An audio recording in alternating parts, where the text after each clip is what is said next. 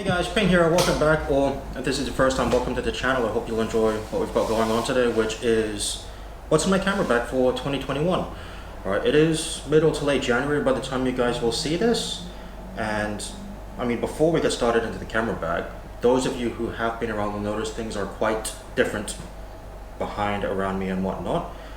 Easiest way to describe it is I've moved house recently, and the desk, instead of being in a dedicated office, is now in the middle of the living room, which for the workflow I want to do and how I want to do everything moving forward, so far this is working out perfectly.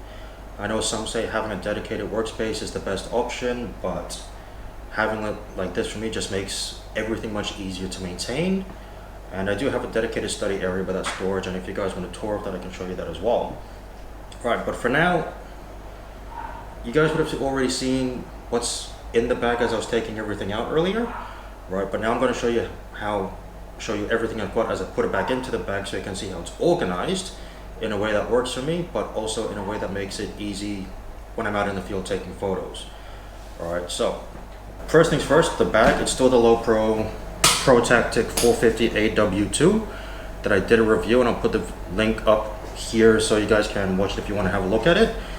I still have got absolutely nothing bad to say about this bag, except that I wish it was a bit lighter. I think empty it's about 2.5 kilos, which part of it's probably because of the hard shell at the top, I don't know, the padding and whatnot.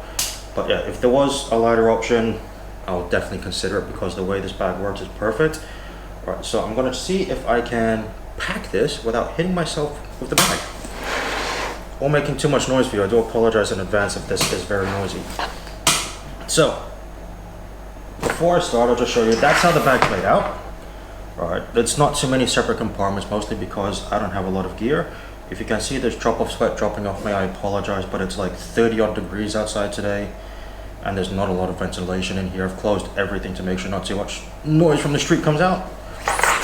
Alright, so that's how everything's organized, mostly because I don't have that much gear, and even if I did, I wouldn't bring too much with me, just for weight saving purposes more than anything else. Right, and that's why some photographers use crop sensor and micro four thirds, because that equipment is significantly lighter than full frame cameras, even if it's a mirrorless one, I should say. Right, so speaking of cameras, we'll start with the first one, which is, this is the Canon EOS R with the 24-105 f4 IS USM. I think I got all the acronyms there, I'm not 100% certain, but everything that's in this video I'll link down below for you. It's got the three-legged thing, I forget the exact name of the L bracket, but once again I'll put that link down below for you as well. And a Peak Design wrist strap, because that way if I'm doing just going for a walk, like when I did that Olympic Park walk a few months back at this point, instead of having to always take back camera out, put it in, take it out, put it in, it's a lot easier to just carry it like this, and it's always in my hand. Plus, I have noticed it makes that bag significantly lighter as well. So that goes right here, and I've deliberately put it there because if I'm not carrying that camera for whatever reason, this bag has the side access panel, and the camera is right there for me to grab it out. So it makes life a lot easier, instead of take the bag out, put it on the ground, get the camera out, zip it up, put the bag on, get the camera. It's just 10 times easier that way. Forgot to mention, on the camera, I've also got Nissi's circular polarizer. Alright, it pretty much always stays on there, because you can always just turn the polarization on or off as needed. I found that because I do landscape or street, but predominantly landscape, I'm always twitching with the polarizer anyway, so I might as well just leave it on there, and I just give it a good clean before I head out, and when I get back as well, to make sure that it stays dust free, because dust spots on your lenses are the worst thing you can handle. Alright, now, I've been holding this for a while. This is the Nissi filter set. I've got a 3-stop, a 6-stop, and a night filter in here. The night filter is a relatively new addition. I'll actually do a review on it, because I know night filters, some say it's great, some say it's not. I think it's an amazing piece of glass. I know glass is normally referred to as lenses, or when you're referring to lenses you call it glass, but filter-wise that's an amazing kit, amazing piece of kit. So I'll do a review on that. And I've got the Nissi V6 filter holder. So that clips onto the front of the lens where the polarizer is, and I can just slide in the filters as needed. Next piece is, this is a Think Tank Cable Management 10 version 2.0. Literally this just carries my, so that little Canon pouch you can see there at the front, that's got one spare battery for the EOS R and 2 spare batteries for the GoPro, which I'm currently used to film this right now. Otherwise I couldn't show you the camera if I was filming with the camera. Truth be told, I have hardly ever had to use the spare battery on the EOS R. That battery life, I've gone out, I've done like 400 pictures in a day once, or more even I should say. Last time I was out, when I was doing those photos down at Kirribilli, I walked back with a couple hundred and was probably half drained at best. So for my style of photography, the chances of needing a second battery is close to none. On a GoPro, guaranteed I can go through all 3 in one day without thinking about it. That sits right here for easy access.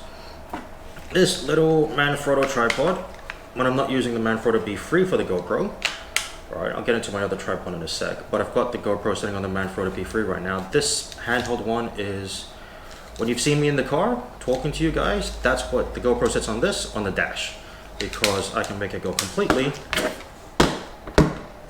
or close enough to completely flat, but that does an amazing job when it's in the car because there's not that much space between the dash and the windscreen, sorry. And so that will sit there out of the way. Microfiber cloths, you never know when you're going to need this to clean your lenses, clean your camera. This I got off Amazon as a 4-pack. They are quite huge though. I wasn't paying attention to the size at the time I got it. They're much bigger than what most people use, I know, but I'll fold this up properly later. Sorry, this is my OCD kicking in. I like things to be neat and tidy. Alright, if you see how it is behind me, that's how it almost always is when I'm here. Now that I've finished setting up. Rocket blower. Get all that dust off the lens before you use that microfiber cloth. You should always have this on you. This was an El Cheapo one I got from Hong Kong. It's got Nikon written on it, but I don't think it's actually Nikon, truth be told. That sits there. Sorry, there. And last but not least, headlamps. Sorry, I won't blow that in your face too much. But this comes in handy when you go somewhere there's no lights for either sunset or sunrise photos, because that way you don't need to use your phone as a torch. This sits on your head and it keeps your hands free.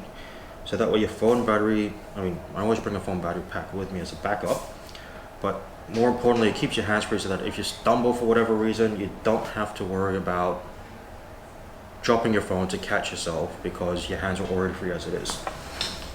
And don't get stuck. That is, apologies for that zipper, literally it. And then at the front, no I'm just kidding, it's not heavy. At the front of the bag, this is a new tripod I got recently. It's the three-legged thing, Travis tripod, and I got this because, like I mentioned, I've got the Manfrotto B3 already, which the great thing about it is it's about 1.5 kilos, but it's not very tall. Whereas my previous tripod, the Manfrotto 290 Dual or something, was more than tall enough, but it was nearly double the weight. So this is the best of both of those tripods. It's got this height and the weight, and it can go, when I say height, I don't just mean vertical, but horizontal as well, because you can take that center column out, but it's the weight of the B3. So this thing weighs, including the bore head, is not even, it's like less, 1.5 kilos roughly. But I've got the exact height I need without needing to raise the center column, which, for those of you who know about tripods, is you should only do that when necessary. And that will sit right here at the front. Sorry, most of the time I'll do this first so I don't have to talk over the noise. Net. So that's the bag packed, set, ready to go. It sits there next to the front door. That way if I ever want to go, I just have to pick it up and go. I make sure all the batteries are fully charged that after I've been out taking pictures and videos, that way I don't have to worry about it. Everything gets packed, and once I'm ready, pick it up, go. I don't have to spend time packing thinking have I got everything, because it's there. The only 2 things I add in that you would have seen earlier that aren't here is my can of V. Right, it's an energy drink that I have because, well, the sugar-free one I like the taste, and if I have the regular ones, I get nauseous after too much sugar. And that's just to help me get home, not to actually help me keep going whilst I'm there. It's because, you know, you've done a half an hour, 45, 1 hour drive or more in some cases. You're out for a few hours, you've got to do that drive back, and I just want to make sure I get home safely in one piece without falling asleep at the wheel. And the other one is a snack of some sort. It could be muesli bars, chocolate bars, One of my favorite photographers, he loves his chocolate bars, and you'll see him bring packets and packets of Lindt chocolate with him. I'm not a fan of. I like the taste of Lindt, but my stomach's not a fan of it. Separate discussion. I won't get into that one now. My colleagues and my friends know what I'm referring to, and we'll leave it at that. All right, but that's the bag for you. This is my daily carry when I go to take out photos. Oh, and I'll also have a bottle of water here on the side because everyone says stay hydrated, but I also do a bit. It's just nice to have something to drink when you're out and about, and I save that can of V for the very end, so I don't want to worry about not so much dehydration, more thirst. All right, so that's the bag. Everything that's in here, I'll put a link for you in the descriptions below. All right, if you do have any questions on any of the gear that I've put in here, let me know. I'll be happy to talk to you about it, give you my opinion on it, because pretty much everything bar the tripod I've had for nearly a year now, so I can give you, quite an in-depth perspective if you like. Or if there is any piece of gear you want me to review, leave a comment in the comments down below. All right, and I'll get back to you. And if you want me to make a video on it, I'll be happy to do so as well. All right, so that's it for today. I hope you guys have enjoyed this video. If you have, please consider hitting that thumbs up button. And if you haven't subscribed yet, please consider subscribing as well. And don't forget to hit that notification bell so you get a notification whenever a new video comes out. I've just had a can of V actually, and that's why I'm stuttering, because it's finally kicked in. I know I didn't drive anywhere today, but I enjoyed the taste of it, so that's the other thing. So I'll say before I go on too much, as I know I already have, that's it from me today. Once again, thanks for watching. I hope you guys have enjoyed it. If you would like to leave a like button, that would be appreciated. If you would like to keep up to date with more videos, please consider hitting that subscribe button, and don't forget to hit that little bell as well. That's Pin for today, signing off, and I'll see you guys in the next video. Have a good one, guys.